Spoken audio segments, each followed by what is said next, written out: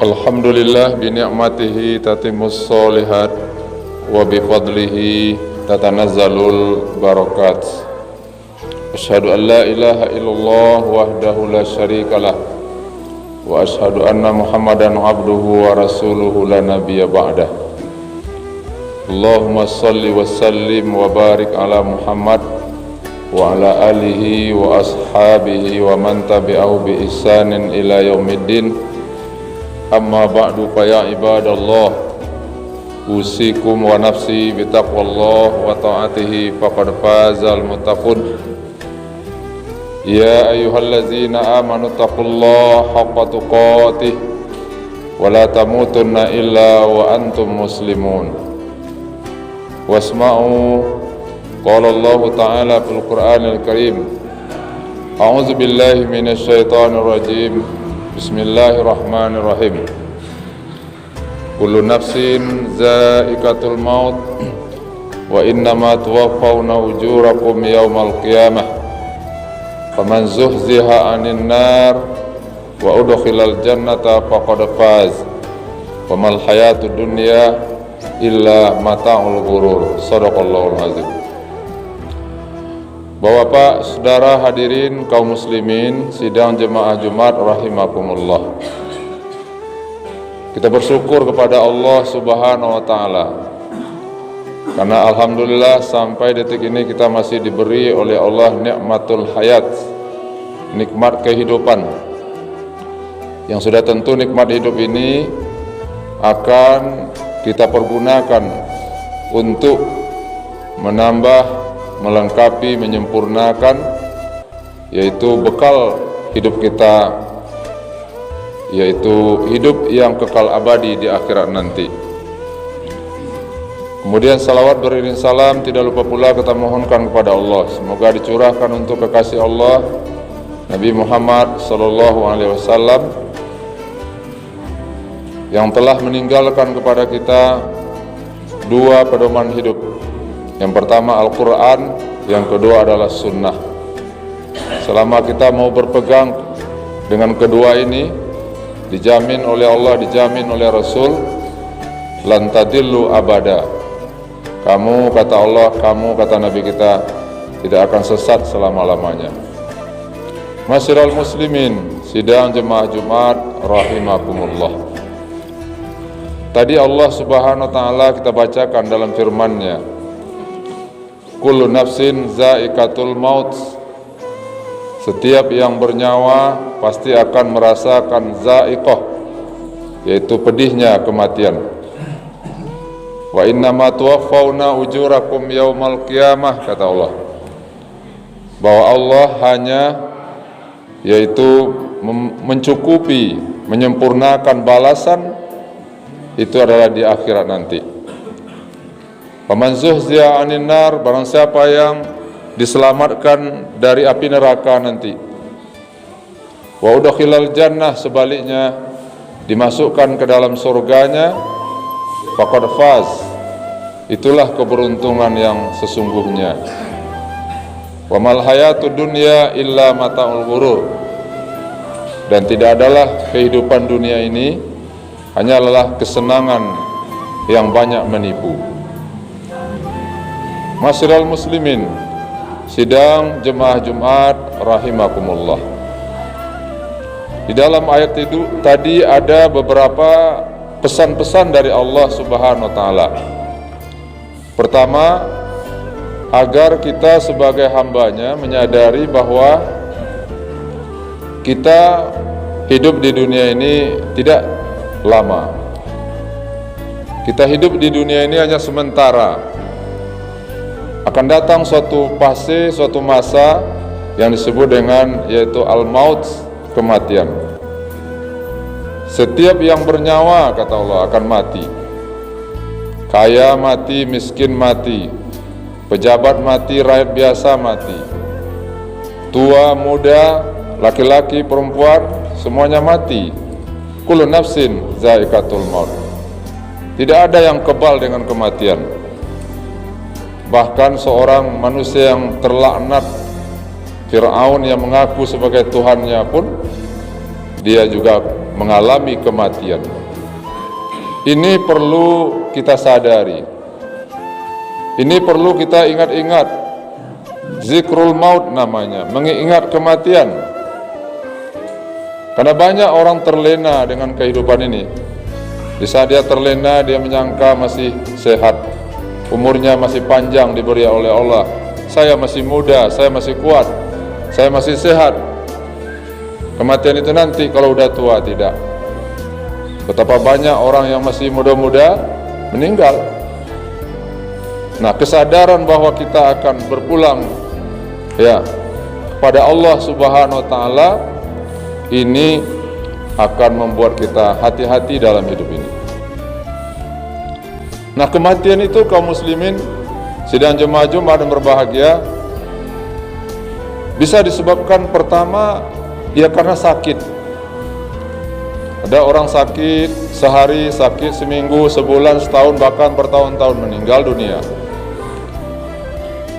Tapi kalau selama dia masih sehat, dia rajin ke masjid, dia rajin ke musala, sholat berjemaah di masjid, maka selama dia sakit itu, walaupun dia tidak ke masjid, walaupun tidak ke musala berjemaah, maka dia akan mendapatkan juga yaitu aliran pahala. Dia di rumah tidur sakit, tapi kok dia masih mendapatkan pahala? Itulah keutamaan orang-orang yang rajin ke masjid, rajin ke musala untuk melaksanakan sholat berjemaah. Beda kalau seseorang umpamanya selama dia sehat, dia tidak dekat kepada masjid, tidak pernah menghampiri masjid, musala, lalu dia sakit. Sakit itu memang merupakan takdir dari Allah, tapi dia tidak akan mendapatkan yaitu pahala pergi berjemaah ke masjid. Orang yang rajin ke masjid, langkah demi langkahnya menghapus dosa, langkah demi langkahnya yaitu mengangkat derajatnya. Apalagi kalau dia udah meninggal nanti, dia tetap juga mendapatkan aliran pahala, dia datang ke masjid. Nah, jadi ada orang yang memang kematian itu diawali dengan sakit. Tapi ada juga orang yang mati itu secara mendadak. Dalam ilmu medis mungkin karena serangan jantung dan segala macamnya. Itulah cara Allah mencabut nyawa kita. Kedua itu tidak bisa kita hindarkan. Di dalam istilah agama ulama kita, penyebab kematian itu 99 banyaknya. Begitu banyak. Ada orang keluar dari rumahnya dengan hati-hati, sudah dia baca doa bismillah tawakkaltu 'alallah alhamdulillahillazi sakhkhara lana hadza, seterusnya. Tapi orang yang tidak hati-hati, dia ditabrak oleh kendaraan, dia meninggal dunia. Macam-macam. Ada juga orang yang mati yaitu di medan juang berjihad di jalan Allah Subhanahu wa taala, macam-macam. Tetapi kaum muslimin, sebagai seorang hamba Allah yang dhaif, yang lemah, kematian yang seperti apa yang kita harapkan, yang kita mintakan kepada Allah? Ataukah hanya sekedar mati begitu saja? Tetapi di dalam agama kita, Nabi mengajarkan pada kita doa bahwa kalau mati itu hendaknya yaitu husnul khatimah, bukan sebaliknya yaitu mati dalam keadaan su'ul khatimah. Husnul khatimah adalah mati dalam keadaan baik. Apa tanda-tandanya? Apa ciri-cirinya? tidak mati dalam keadaan su'ul khatimah, mati dalam keadaan jelek dan buruk. Dan itu bahkan Nabi kita yang sudah dijamin oleh Allah masuk surga masih setiap saat, setiap waktu melantunkan doa tadi. Apa doa Nabi? Hafalkanlah doa ini. Allahumma ja'al khaira umri akhirahu. Ya Allah, kata Nabi, para Nabi sudah dijamin masuk surga, tapi Nabi mencontohkan, mengajarkan kepada kita umatnya yang kita ini tidak ada jaminan masuk surga. Diajarkan oleh Nabi, Allahumma ja'al khaira umri, ya Allah jadikanlah sebaik-baik umurku itu akhirahu, yaitu di akhirnya. Ada orang dalam perjalanan hidup ini kaum muslimin, dari umur balik berakal sampai umur 40 atau 50, dosa demi dosa saja yang dia lakukan, maksiat dia lakukan. Tetapi qadarullah wa masya, dia mendapat hidayah dari Allah. Hidayah itu mungkin bisa melalui pergaulan yang baik, bisa melalui mungkin dakwah, lalu dia menjadi orang baik, menjadi orang soleh. Setahun, 2 tahun, sampai 5 tahun, akhirnya dia meninggal dunia. Inilah yang maksud oleh hadis Nabi tadi, Allahumma ja'al ya khaira umri akhirahu, ya Allah jadikanlah sebaik-baik umurku di akhirnya. Bukan berarti kita bahwa boleh ya di awal-awal ini berbuat dosa, bukan itu maksudnya. Tetapi ya ada orang yang seperti itu, dan banyak para ulama-ulama dulu, bahkan para sahabat-sahabat Nabi juga begitu. Ya, bukankah ya kita pernah baca, dengar sejarah, ada orang dulu ya yang sudah 99 orang membunuh orang, sampai 100 orang dibunuhnya. Tetapi qadarullah wa masya, dia diberi oleh Allah hidayah sehingga dia bertobat, akhirnya masuk surga. Ini yang dimaksud Allahumma ja'al khaira umri akhirahu. Jangan sebaliknya, ada orang, ini yang kita khawatirkan dalam hidup ini, semenjak balik berakal sampai umur 50 tahun jadi orang baik, orang soleh, ke masjid rajin, membantu orang lain rajin, tetapi di akhir hayatnya dia terjebak melakukan dosa. Dan itu banyak contohnya kaum muslimin. Bacalah sejarah orang dulu, itu Bal'am namanya, itu orang soleh, orang keramat, ilmunya sudah mencapai tingkat tinggi, tapi akhirnya dia melakukan perbuatan dosa, akhirnya dia masuk ya ke jurang, yaitu kemaksiatan.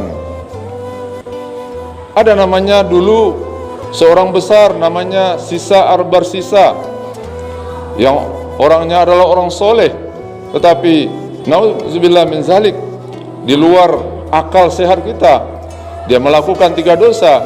Pertama, minum-minum keras, yang kedua berzina, yang ketiga membunuh orang. Apa artinya kaum muslimin?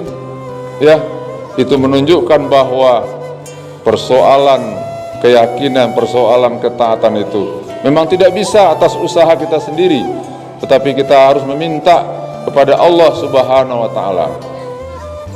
Itu makanya Nabi mengajarkan kepada kita, Allahumma ja'al khaira umri akhirahu, ya Allah jadikanlah sebaik-baik umurku di akhirnya.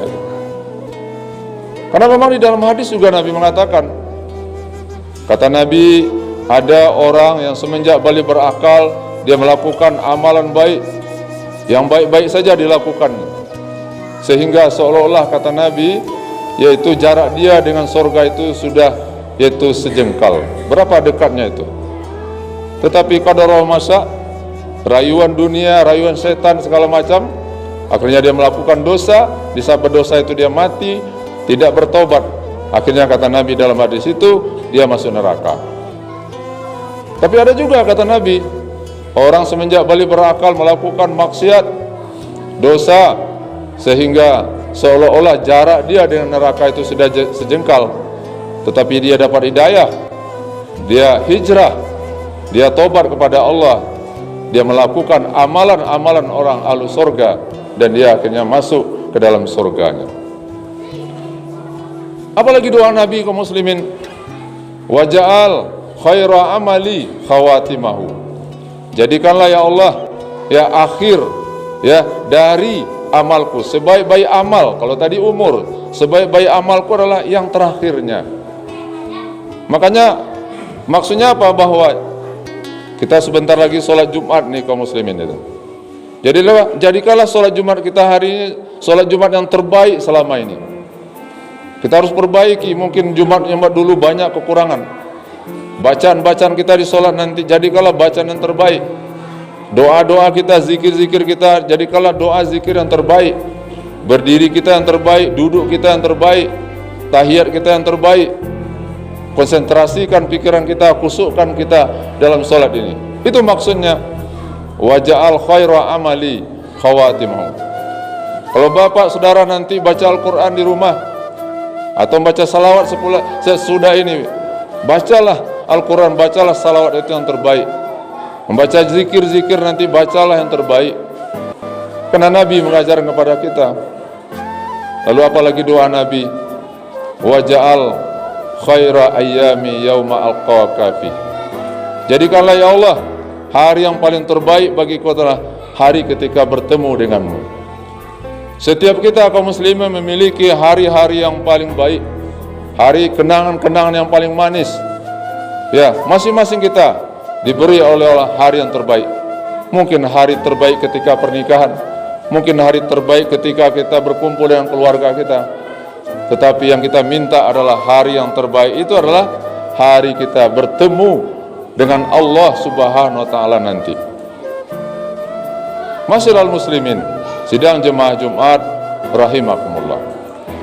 Doa lain yang diajarkan oleh Nabi, disusun oleh ulama-ulama seperti yang sudah kita hafalkan, Allahumma ja'al, Allahumma khtim ajalana wa amalana bihusnil khatimah wa la takhtim amalana wa ajalana bisu'il khatimah.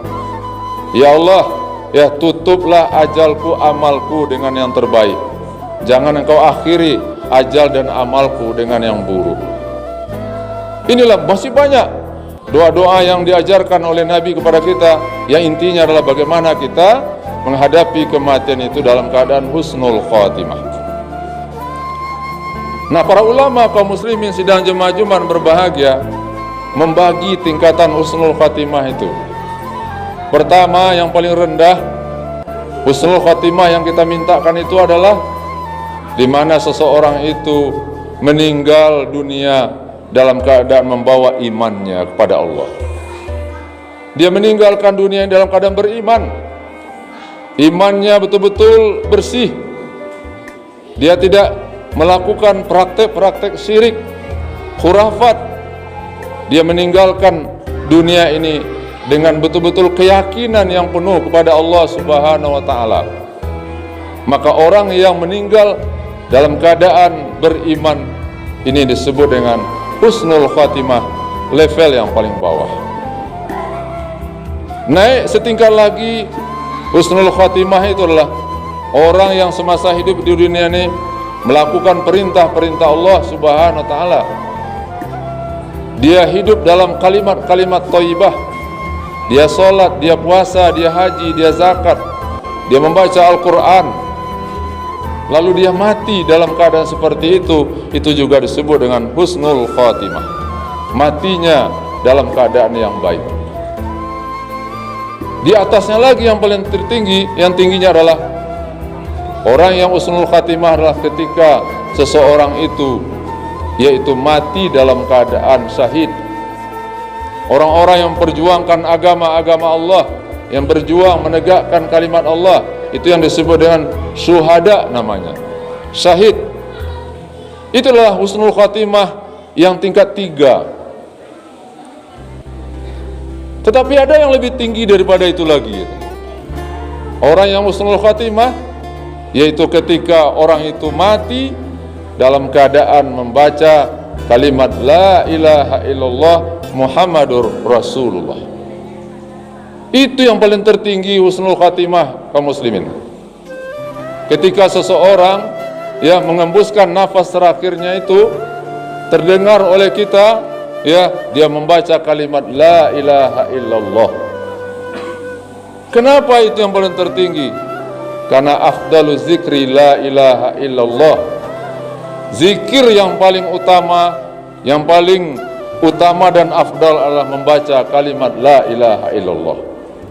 Membaca subhanallah bagus, membaca alhamdulillah bagus, membaca Allahu akbar bagus, membaca la haula wala quwata illa billah bagus, membaca astaghfirullah bagus dan lain-lainnya. Tetapi yang paling bagus dari semua yang bagus itu adalah membaca kalimat la ilaha illallah. Makanya di dalam hadis katakan oleh Nabi kita, man kana akhiru kalamihi la ilaha illallah, barang siapa yang akhir dari ucapannya yaitu la ilaha illallah, maka dakhalal jannah, pasti masuk surga. Mungkin jarang kita kaum muslimin, tapi mungkin alhamdulillah juga kita, mungkin ayah kita, ibu kita, saudara kita, ketika dia menghadapi sakratul maut, dia membaca, kita bimbing, bacalah la ilaha illallah. Dibacanya la ilaha illallah, maka berdasarkan hadis tadi, dia pasti masuk surga. Lalu bagaimana kalau seandainya ada ibu kita, orang tua kita, saudara kita, tetangga kita, dia tidak membaca la ilaha illallah? Yang ketiga, dia mungkin menjadi orang yang syahid, atau dia tidak menjadi orang syuhada selama hidupnya. Alhamdulillah, dia melaksanakan perintah Allah, sholat, puasa, haji, zakat dan lain-lainnya. Sebaiknya semua larang-larang Allah dia tinggalkan. Dia tidak berjudi, tidak minum keras, dia tidak berzina, dia tidak mencuri, dia tidak korupsi dan segala macamnya. Maka itu juga termasuk yang disebut dengan husnul khatimah. Oleh karena itu kaum muslimin, kalau kita ingin merindukan di akhir hayat kita nanti, yaitu membaca la ilaha illallah, bagaimana caranya? Caranya adalah mulailah dari sekarang. Basahilah lidah kita itu dengan zikrullah. Bacalah kalimat la ilaha illallah itu dengan sepenuh hati. Bacalah kalimat la ilaha illallah itu ya sebanyak-banyaknya. Fazkurullaha zikran katsira. Ingatlah Allah itu banyak-banyak. Maksudnya apa? Bacalah kalimat la ilaha illallah itu sebanyak-banyaknya. Bahkan di dalam sebuah hadis dikatakan, seseorang yang semasa hidupnya di dunia rajin banyak membaca kalimat la ilaha illallah, maka nanti dibangkitkan dari kuburnya dalam keadaan terang seperti bulan purnama. Karena nanti ada suasananya, nanti orang bangkit dari kubur itu dalam keadaan gelisah, dalam keadaan yaitu gelap gulita. Tetapi karena dia di dunia dulu lidahnya dibasahi dengan membaca zikrullah la ilaha illallah, maka dia dibangkitkan dalam keadaan wajahnya berseri bagaikan bulan purnama. Masyiral muslimin, sidang jemaah Jumat rahimakumullah. Jadi kesadaran yang seperti itulah yang harus kita tanamkan dalam diri kita, bahwa kata Allah yaitu kullu nafsin zaikatul maut, setiap yang bernyawa pasti akan merasakan mati. Kalau sudah mati seseorang, putus semua amalnya kaum muslimin. Tidak bisa lagi sholat, tidak bisa lagi ke masjid, tidak bisa lagi baca Al-Quran, tidak bisa lagi bersilaturahmi, tidak bisa lagi memberi makan orang lain, putus semuanya. Iza mata ibnu Adam inqata anhu amaluhu illa min salasin, kata Nabi. Apabila mati anak cucu Adam, putus semua amalnya, tidak bisa lagi beramal. Illa min salasin, kecuali ada tiga. Pertama, sedekatin jariyah, sedekah jariyah. Apa itu sedekah jariyah? Yaitu harta yang kita keluarkan, di mana harta itu mungkin membangun masjid, membangun musala, untuk membangun madrasah, sekolah, jalan dan segala macamnya. Atau uang kita berikan untuk membiayai orang-orang yang tidak mampu untuk sekolah, sehingga dia menjadi seorang alim, menjadi seorang ulama, menjadi seorang guru yang ilmunya bermanfaat bagi umat, bagi masyarakat. Maka itu termasuk sedekah jariyah. Yang kedua kata Nabi, ilmun yuntafa'u bih, ilmu yang bermanfaat. Ilmu apa itu? Ilmu agama dan ilmu umum, asalkan ilmu itu mendekatkan diri kepada Allah. Bapak saudara mungkin sebagai guru fisika, biologi atau matematik, atau bapak mungkin pernah ngajari orang bagaimana mengendarai mobil, atau mengajari seorang bertukang terpakai ilmu itu oleh dia untuk menghidupi keluarganya, atau ilmu itu ya dipakainya untuk berdakwah, maka termasuk ilmu yang bermanfaat. Yang ketiga kata Nabi adalah awaladin soleh yad'ulah, atau anak yang soleh yang bisa mendoakannya nanti. Tiga ini lagi nanti akan mengalir. Alangkah naif dan alangkah malangnya seseorang ketika dia sudah berada di dalam kuburnya. Di dalam kubur itu ya lama sekali masa menunggunya. Kita tidak diberitahu oleh Allah dan oleh Nabi berapa lama dalam kubur itu. Alangkah malangnya adalah seseorang kalau dalam kubur dia tidak mendapatkan aliran pahala lagi. Sementara ada seseorang ya walaupun dia sudah beratus tahun berada di dalam kuburnya, tapi terus mengalir pahala untuknya, dan aliran pahala itu akan melapangkan dosanya, ya, melapangkan kuburannya, membuat kuburan itu bagaikan raudatan min riyadil jannah, bagaikan taman dari taman surga. Kenapa? Itulah sedekah jariahnya, itulah ilmu bermanfaatnya, itulah anak yang soleh yang dididiknya sehingga anak tadi mendoakannya. Kalau tidak bisa ketiga-tiganya kaum muslimin, salah satu dari tiga itu kita miliki. Kalau tidak bisa juga tiganya, kita tidak punya harta, tidak punya ilmu, kita tidak punya anak. Maaf, ada orang yang memang ditakdirkan oleh Allah tidak punya anak, tidak ada anak yang akan mendoakannya. Ketiga-tiga tidak ada, maka mulailah hari ini perbanyaklah amal ibadah, dekatkanlah diri kepada Allah, ya, dekatlah ke masjid, dekatlah para ulama, bacalah Al-Quran, banyaklah berdoa, dan perbanyak ibadah zikrillah kepada Allah Subhanahu wa Ta'ala. Dan inilah nanti yang akan menjamin hidup kita di hari akhirat nanti. Dan ingat kaum muslimin, bahwa kehidupan di akhirat nanti tidak ada istilahnya perbaikan lagi. Kalau bapak saudara jadi guru umpamanya, anak-anak kita di sekolah pak, dia sekolah, kalau nilainya tidak mencukupi KKM, ada istilahnya remedial, diuji kembali dia, diperbaiki nilainya 60 agar sampai 70, dia ujian lagi, itu namanya remedial, perbaikan namanya. Tapi di akhirat nanti tidak ada lagi perbaikan tadi. Kalau kita ingin memperbaiki tidak ada lagi, dan itu dijelaskan oleh Allah di dalam Al-Quran, dalam surat Sajadah yang dibaca setiap Jumat pagi. Walau tara izil mujrimuna nakisu ru'usihim inda rabbihim rabbana absarna wa sami'na farji'na na'mal salihan inna muqinun.